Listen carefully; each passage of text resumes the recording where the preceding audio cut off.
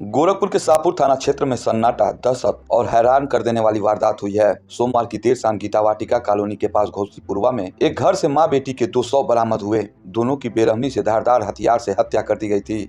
शाम करीब 9:30 बजे पुलिस को सूचना मिलते ही शाहपुर थाना पुलिस मौके पे पहुंची। कुछ ही देर में डीआईजी, एसएसपी, फॉरेंसिक टीम और डॉग स्क्वाड भी घर में दाखिल हुए। दरवाजा अंदर से बंद था। पुलिस ने दरवाजा तोड़ा तो अंदर का नजारा किसी डरावनी वारदात की गवाही दे रहा था। अलग अलग कमरों में पड़ी 2 लाशें, एक 60 साल की महिला बिमला की और दूसरी 90 साल की बुजुर्ग शांति देवी की। दोनों के शरीर पर चोटों के गहरे निशान भी थे और ये साफ था कि हमलावर ने बेहद नजदीक से हमला किया था। पुलिस की शुरुआती जांच में सामने आया कि हत्या देर रात ही की गई थी। घर में खाना मंगवाया गया था, दूध चूल्हे पर गर्म किया गया था, यानी हत्या से ठीक पहले तक घर में सब कुछ सामान्य था। 60 साल की बिमला पिछले 8 साल से रामा फर्नीचर की दुकान पर काम करती थी। वहीं उसकी 90 वर्षीय मां शांति देवी पीपीगंज की मूल निवासी थी और रेलवे कारखाने के सामने चाय की दुकान चलाती थी। शांति देवी के पति की मौत 30 साल पहले हो गई थी। बड़ी बेटी सुशीला शादी के बाद से ही लखनऊ में रहती है, जबकि बिमला ने शादी नहीं की थी। मकान में 2 से 3 किराएदार भी रहते थे, लेकिन घटना के समय घर में कोई मौजूद नहीं था। रविवार शाम बिमला दुकान से घर लौटी थी, लेकिन सोमवार सुबह से न तो दुकान पर पहुंची और न ही फोन उठाया। दुकान मालिक रामानंद ने सुबह 10 बजे से रात तक कई बार कॉल किया पर कोई जवाब नहीं मिला। रात करीब 8 बजे जब वो खुद मकान पे पहुंचे, दरवाजा खटखटाया तो भीतर से कोई आवाज नहीं आई।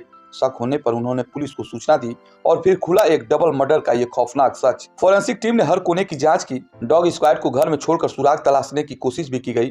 जांच में सामने आया कि बिमला देवी के सिर पर किसी भारी चीज से वार किया गया था। पुलिस अंदाजा लगा रही थी कि हथौड़े जैसे किसी औजार का इस्तेमाल किया गया होगा। 90 साल की शांति देवी के शरीर पर भी कई चोटों के निशान मिले थे, जिससे संभव है कि उन्हें बचने या विरोध करने पर मारा गया था। वारदात प्रॉपर्टी विवाद या किसी निजी रंजिश का नतीजा मानी जा रही है। हालांकि जांच के तहत पुलिस सीसीटीवी फुटेज भी खंगाल रही है। घर के आसपास के लोगों के बयान लिए जा रहे हैं। किराएदारों से भी पूछताछ चल रही है। एक पड़ोसी के मुताबिक मां बेटी रविवार शाम के बाद से ही घर के बाहर नहीं निकली।